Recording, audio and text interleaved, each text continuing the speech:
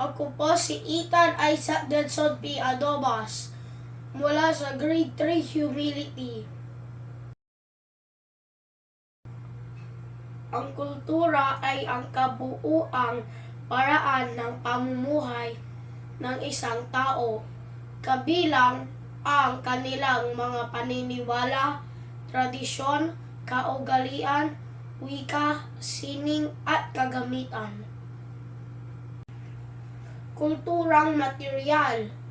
Ang mga kulturang materyal ay mga konkretong bagay na nakikita at nahahawakan tulad ng kagamitan, kasuotan at tahanan. Ito po ang bahay ni Father Burgos. Mga kagamitan ni Father Burgos na ito.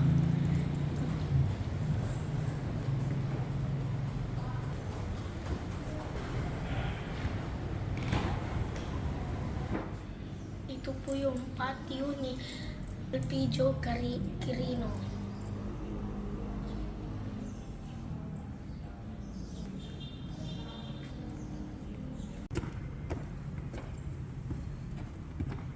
Ito po ang kwarto ni Elpidio Quirino.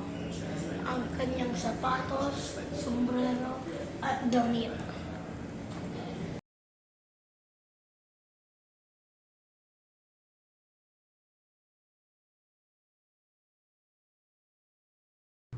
Kulturang di material.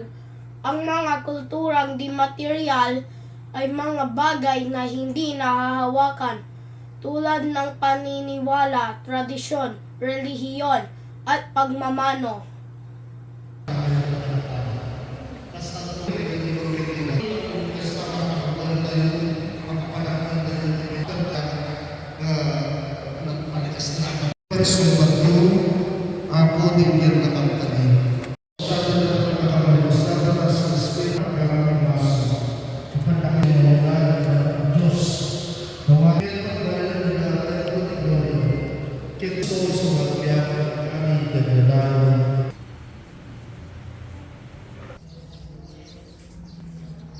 Thank you po, Lola Lorraine.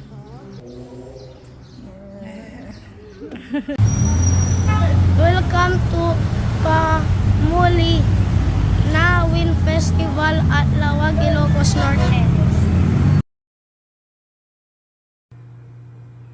Mahalaga ang kultura dahil ito ang nagpapakilala kung sino tayo bilang Pilipino. Maraming salamat po.